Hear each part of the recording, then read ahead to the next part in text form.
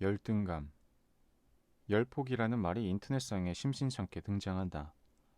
열등감 폭발의 줄임말로 종종 열나 폭발의 의미로도 쓰는 것 같다. 주로 반대 의견을 개진하다가 상대가 감정이 격해지면 열폭하는 것 좀 봐 라고 비아냥거리는 식이다. 누구나 열등감이 있다. 열등감은 폭발력이 강한 감정이다. 상대를 자극하고 싶으면 그 사람이 갖지 못한 것을 들먹여 열등감을 터뜨리면 된다. 어쩌면 우리는 저마다 열등감이라는 폭탄을 가슴속에 하나씩 품고 사는지도 모른다. 부하 직원의 사소한 농담에도 신경이 쓰이는 상사, 누가 봐도 1등 배우자감인데 맞선 자리에 나서지 못하는 사람들. 이들에겐 의외의 열등감이 숨어있는 경우가 많다. 사회적으로 성공해 모든 사람이 부러워하는데도 열등감에 시달리는 사람도 있다. 열등감도 하나의 감정이기에 무조건 나쁘다고 보지 않는다. 자신에게 부족한 부분을 인정하고 보완하려고 노력한다면 좋은 에너지로 작용할 수도 있기 때문이다. 그런데 나라는 인간 자체가 열등한 존재라고 인식하는 사람이라면 자존감이 건강할 리 없다. 행복할 수도 없다. 전혀 열등한 면이 아닌데 자기만 그렇게 여길 경우에도 문제가 있다. 일례로 내가 키가 작아서 사람들이 무시하지 않을까 하는 불안에 시달리는 학생이 있었다. 남이 보기에 그녀는 귀엽고 매력 넘치는 사람이었다. 자신에 대해 오해하면서 장점을 감추려 들거나 창피해한다면 그것처럼 억울한 일이 또 있을까? 열등감을 이루는 세 가지 생각. 대개 하나의 감정은 하나의 생각과 연결된다. 이용당했다는 생각이 억울함과 연결되고 속았다는 생각이 배신감과 연결되는 식이다. 그런데 열등감이라는 감정은 세 가지 생각에 연결돼 있다. 첫 번째는 자신에게 부족한 면이 있다는 생각이다. 누구에게나 부족한 면은 있다. 무능한 부분을 스스로 인정하면 겸손해진다. 포기할 부분이 있다는 걸 인정하면 오히려 마음이 편해진다. 그런데 여기서 쓸모없는 두 가지 생각이 더해지면 열등감이 되어 부정적으로 흐르기 쉽다. 두 번째이자 쓸모없는 첫 번째 생각은 자기에게 부족한 점을 남들은 다 가지고 있다는 생각이다. 이를 보통 자격지심이라고 한다. 나에게 없는 것과 나에게만 없는 것은 다르다. 자격지심에 사로잡히면 다른 사람을 올바로 들여다보지 못한다. 자신의 출발선이 이미 뒤처졌다는 생각에 억울함을 호소하기도 한다. 세 번째는 앞서와 같은 이유로 큰 피해를 본다는 생각이다. 콤플렉스가 있을 때 느끼는 심정과 비슷하다.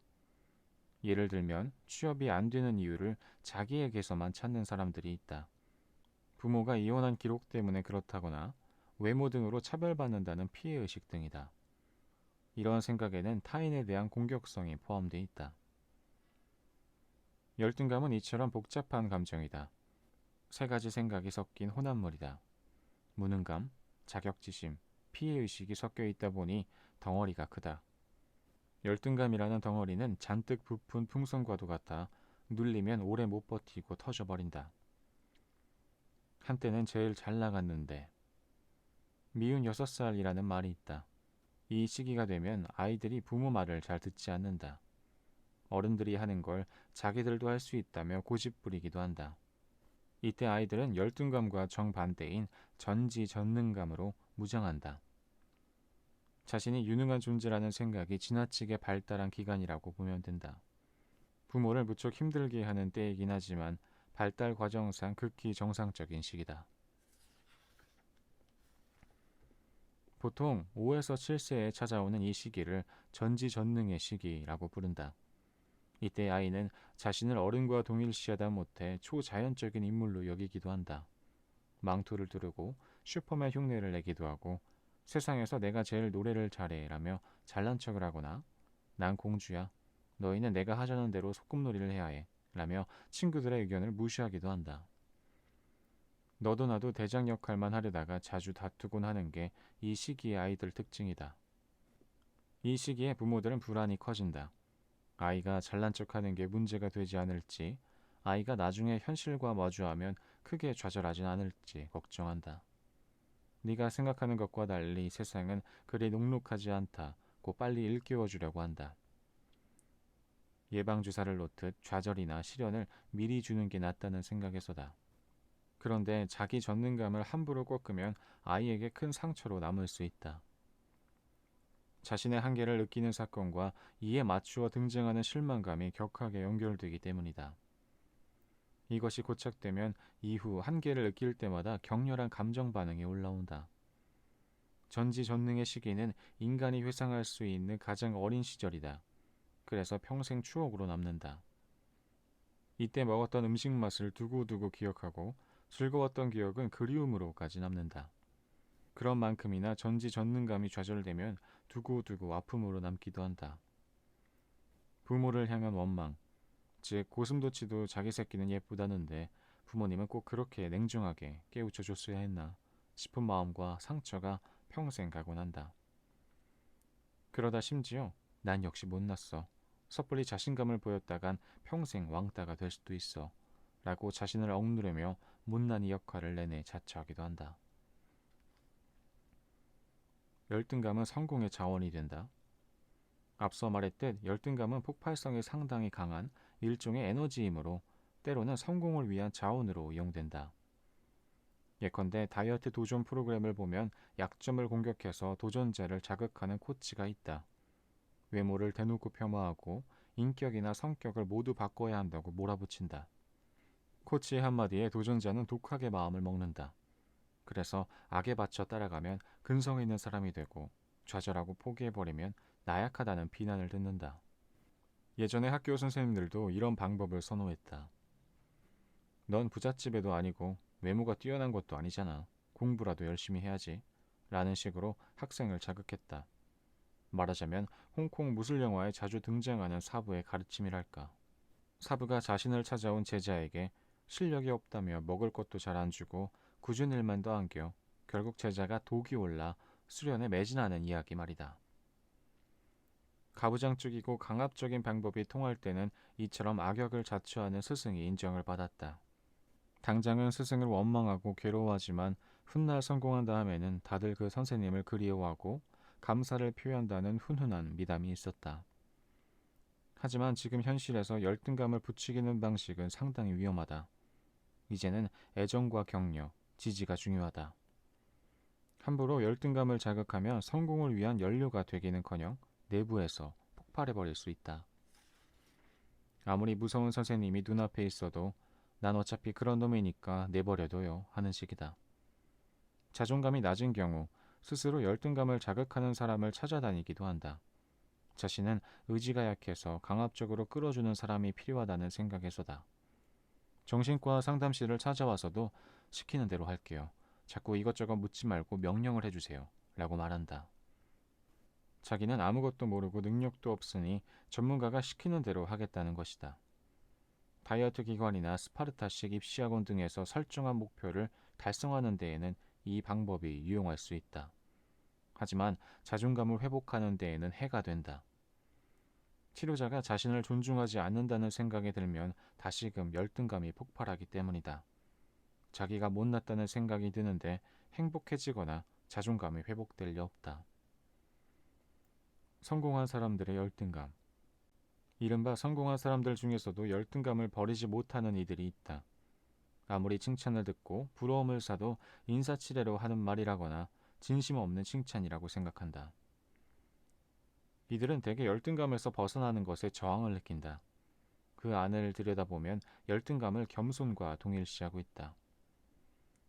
열등감을 벗어던지는 건 거만한 거고 그러면 사람들에게 불쾌감을 준다고 여긴다. 자신의 폭발하는 성격에는 문제가 있다는 걸 인정하면서도 열등감을 버리면 왕따나 험담의 대상이 될까봐 두려워한다. 열등감을 연료 삼아 목표를 이룬 경우에도 열등감에서 벗어나기 힘들어한다. 이들은 현재 시점에서는 문제되지 않는 사소한 것, 즉 집안 배경이나 가난했던 어린 시절, 사랑받지 못한 경험에 집착한다. 이들에게 열등감은 삶의 원동력이자 채찍이었다. 고난에서 벗어나기 위해 공부를 했거나 악착같이 돈을 벌었다. 이제는 자신의 삶에 만족하고 여유를 가져도 되건만 열등감이라는 친구를 버리지 못한다. 자신을 낮은 위치에 놓는 습관을 버리지 못한다. 애매모호한 종류의 열등감을 가지고 있는 사람들도 열등감을 내려놓기를 어려워한다. 이들은 진정한 사랑의 감정을 느껴보지 못했다. 특별히 잘하는 게 없다. 남들처럼 안정적으로 살지 못한다. 자존감이 낮다 등의 이유로 자신을 압박한다. 이들이 결핍되었다고 말하는 것들은 알고 보면 다른 사람들도 대부분 못 가진 것들이다. 진정한, 특별히 잘하는, 남들처럼 안정적으로, 자존감, 이런 것들은 실체가 없거나 사람마다 가리키는 의미가 다르다. 그래서 채워줘도 채워졌는지 알 수 없고 어떻게 해야 얻을 수 있는지도 알기 어렵다. 따라서 자신에게 문제가 있다고 생각한다면 그 의미부터 따져봐야 한다. 나에게 무엇이 부족한지, 과연 부족한 게 맞는지 곰곰이 생각해봐야 한다. 그리고 그 열등감으로 뭘 얻는지 따져봐야 한다. 모든 습관에는 이유가 있다. 자신이 이제까지 열등감을 버리지 못했다면 그게 자기에게 어떤 의미인지부터 살펴야 한다.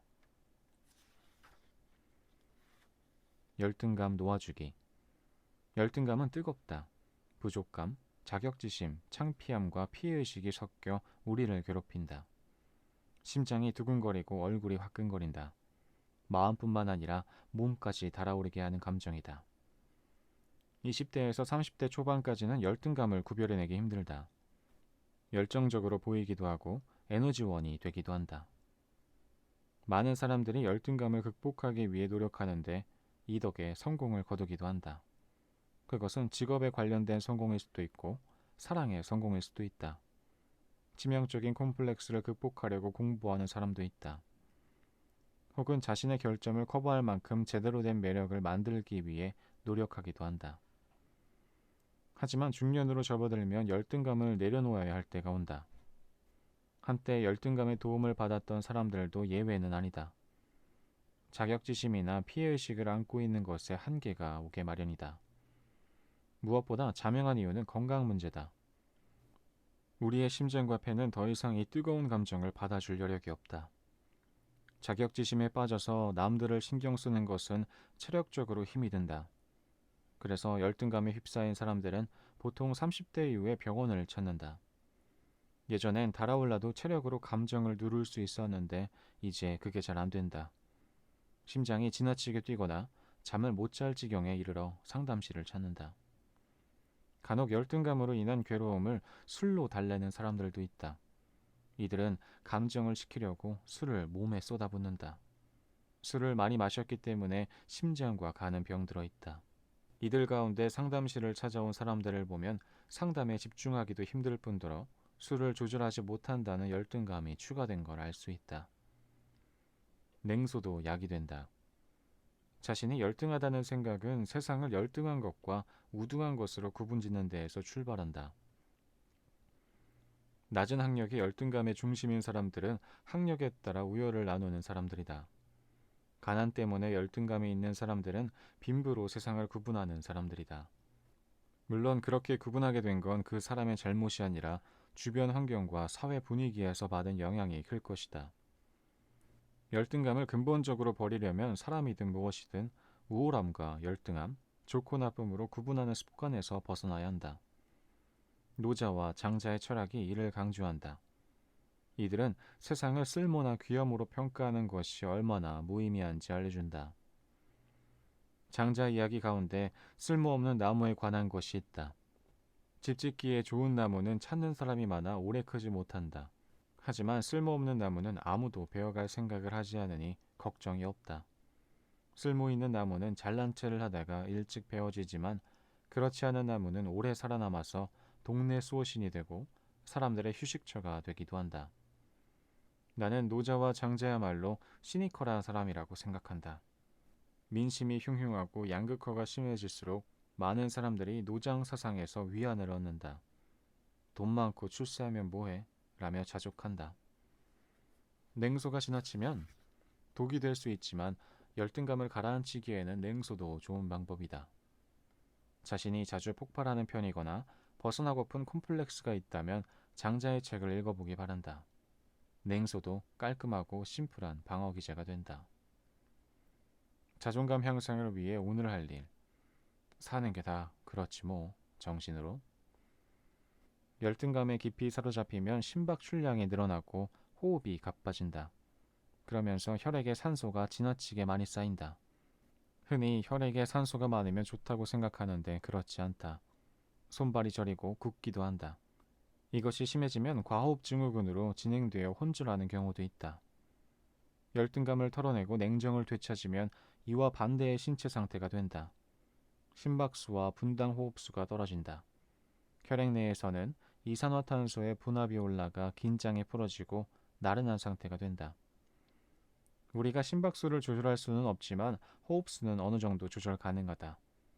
천천히 심호흡을 하면서 내쉴 때 길게 내뱉으면 안정을 찾는다. 열등감을 떨쳐낸 사람들과 가장 비슷한 신체를 경험한다. 호흡법은 간단하다. 들이마시는 동안 하나, 둘, 셋을 세고 내쉬는 동안 이를 더 길게 세면 된다. 짧게 들이마시고 내쉴 때 길게 내쉬는 것이다.